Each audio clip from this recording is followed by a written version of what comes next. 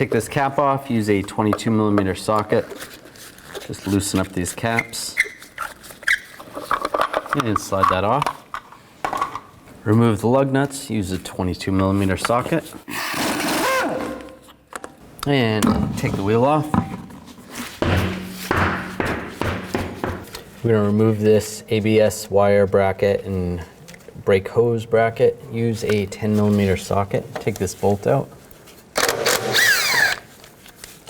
That's just going to give you some more slack. Then you can remove the ABS wire right here as well. Wheel speed sensor wire. Just to give you a little more slack. If you want to, you can disconnect the wheel speed sensor harness right here. I'm just going to do this just so it's out of my way. Just use a trim tool and slide this up and disconnect it. Push down and just slide that out and slide that aside. Now use an 18mm wrench and loosen up this nut that goes to the upper ball joint on the knuckle. So I got the nut loose, so there's still a couple threads on. Just leave it like that. And then we're going to separate the ball joint. To separate the ball joint, you don't want to use a pickle fork because you don't want to damage the boot for the ball joint. There is other tools you could use, just make sure you don't damage that. Or you can just use a hammer and give it a tap on the top of the knuckle.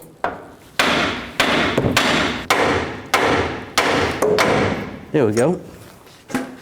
I'm just going to use a pry bar and just pry down on the upper control arm. And you can take this nut off, just like that. Now separate the knuckle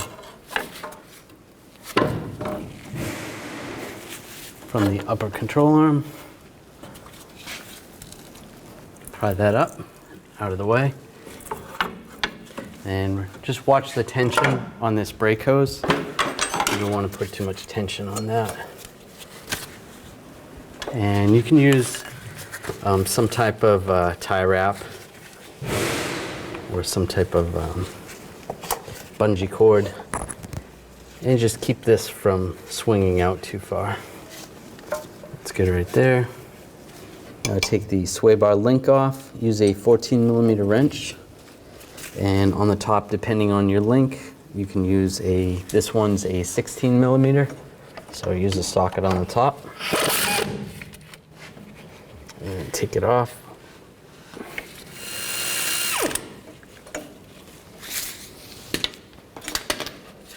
And take the nut and the bushing off. And you should be able to slide the rest of it out. Before we take these bolts down below or up top, I'm going to support the lower control arm. Just use a floor jack. That way it doesn't just suddenly fall. Now above the tower, just use a trim tool. Take this clip off. It's just a wire retainer. Just try to get underneath there. Pry that out of the way. Use an 18mm socket and take these 3 nuts off. With the floor jack still supporting the lower control arm, take these 2 lower bolts out, use a 15mm socket.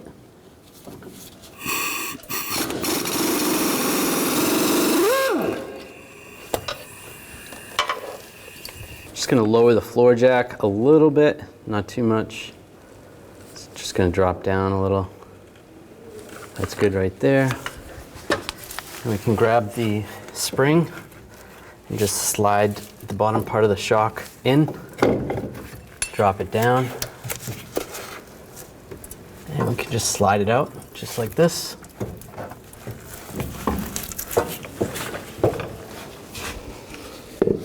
Take the new spacer. You're going to line this up. There's 3 holes that will line up with the studs, and if the studs are poking through, you're going to have to trim those down so it's not going above the spacer surface. But ours are okay. Now take these bolts and the threaded holes right there. These are going to go from the back side. It's a good idea to take a little red thread lock adhesive and just put it at the base of the stud. And we can install it from the back side. Use an 8mm hex socket. Tighten that down. You want to torque that to 37 foot-pounds. Do the best you can. And do the same on the other two. Now take the spacer. It only goes on one way. So find the direction it goes. Might have to rotate it. It goes on like that. Take the nuts. Use a 17mm socket. Get these all started. Might be a little bit tricky.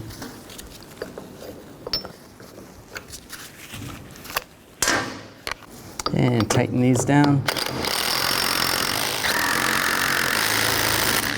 When we removed the assembly, this was facing forward, this part of the shock spring assembly. And because it's a triangle on top, it only goes in one direction. When we reinstall this, we have to flip this around so it's backwards. So do that.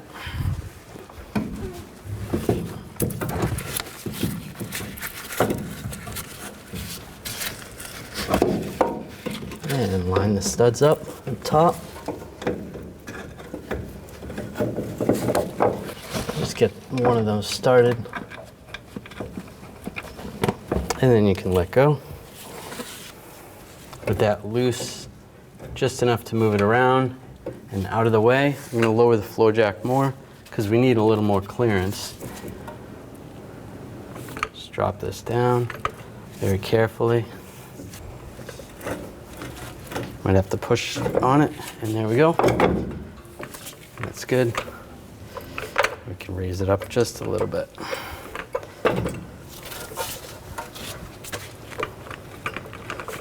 Right there.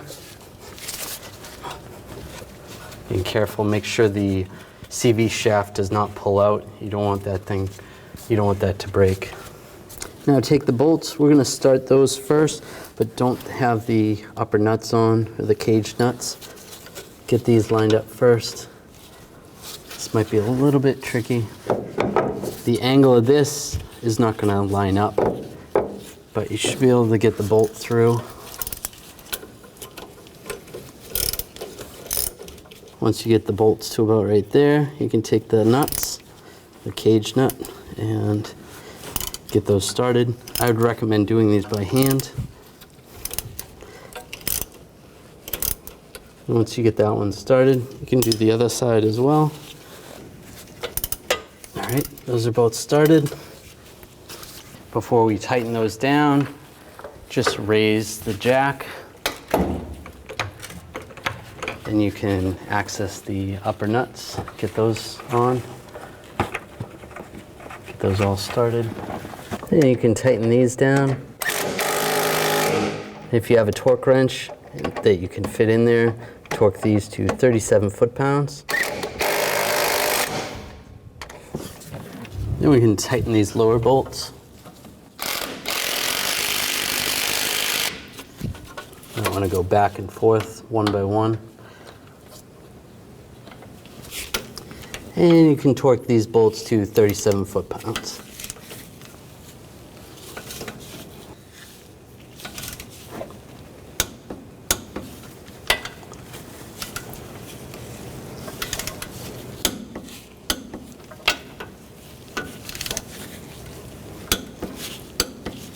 Now we want to reattach the knuckle to the upper ball joint. We can take this strap off.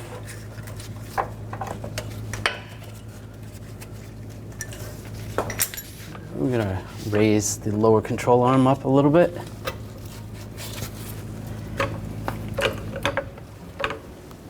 And take your pry bar. Just get this to line up. Pry it down.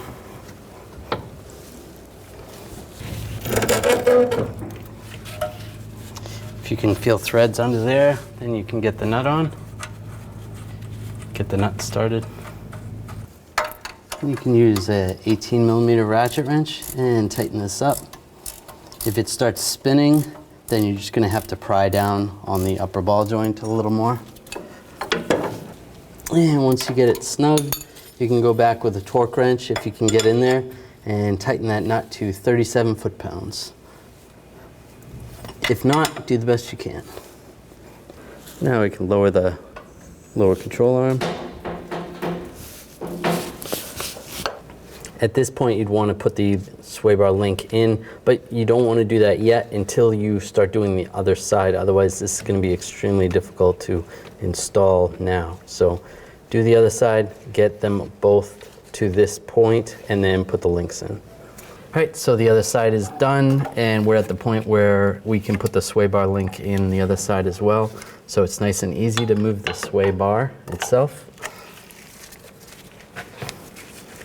So take the link apart. And it's a good idea to replace these at this time. We just don't have any right now. Slide that on like that.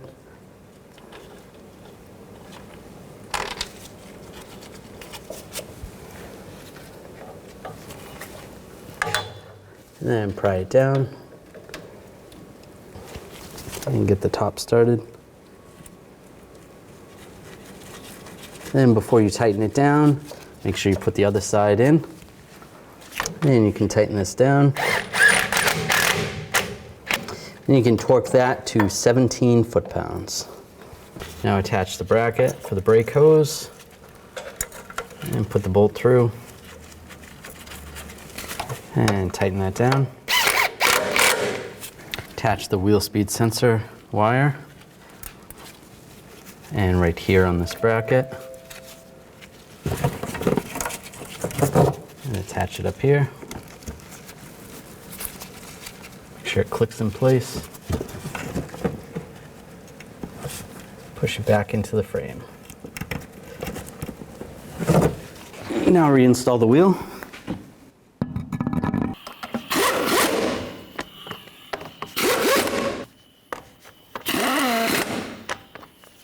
Now I'm going to torque the lug nuts to 140 foot-pounds in a cross pattern to tighten the wheel down evenly.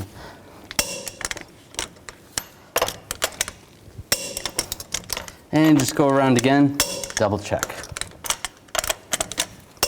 Center cap on, and just tighten these by hand. Just snug them down. I'm just going to support the rear differential. Use a pull jack or a screw jack just as far out as possible without getting underneath this bracket over here. These are pretty rusty, so I'm just going to spray these down with some rust penetrant, let them soak for a little bit. Use a 21mm socket, remove the nuts. Now take the plate off. It should just slide off. Slide it down, this one's pretty rusty. You can pull the U-bolts out. We're not going to reuse these.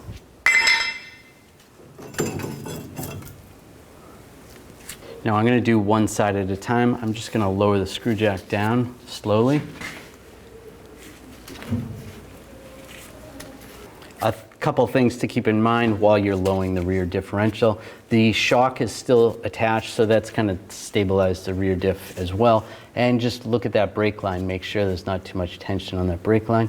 And this vehicle doesn't have any ABS wires going to the rear, so that might be something you would want to check. But this is good, so just lower it down just enough so we can get that block out. So now I'm going to use a pry bar and a hammer and just break that free. You might have to lower this a little more. And slide that out. Take the new spacer that we're going to install, and it is tapered, and that's going to go towards the front of the vehicle. So make sure you put it in like that. You might have to lower this a little bit more. Get that lined up. We can raise it up. And there is a pin on the leaf spring, so you want that pin to line up in the spacer, and there's a pin on the bottom of the spacer that's going to line up with the axle. Get those lined up. It's looking good. Take the new U-bolts, put those in position.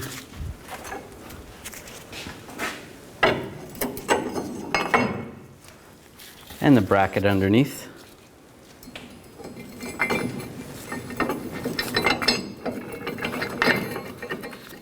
Make sure the U-bolts are in the proper location up top here. You don't want them past this bracket right there. So those look good. And the washers and the nuts. Now I'm only going to put these up by hand. I'm not going to torque these down yet. And I'm going to do the other side. And once everything's all lined up, then we're going to torque them down. I'm going to lower this down and do the other side. Now we got the other side done. The only thing I advise on the passenger side, the rear differential moved significantly over the driver's side. So you could disconnect the lower bolt for the shock. We didn't need to on the driver's side. We just used a ratchet strap from this side of the differential to the back of the truck and tightened it up just to move this forward. And then to get this block in, there wasn't much room, so we just used a pry bar. But if you disconnected that lower shock bolt, that would give you a little more room there. Now I'm going to go around, make sure all these look pretty even, and we're going to torque these down to 74 foot-pounds on both sides. So just go back and forth.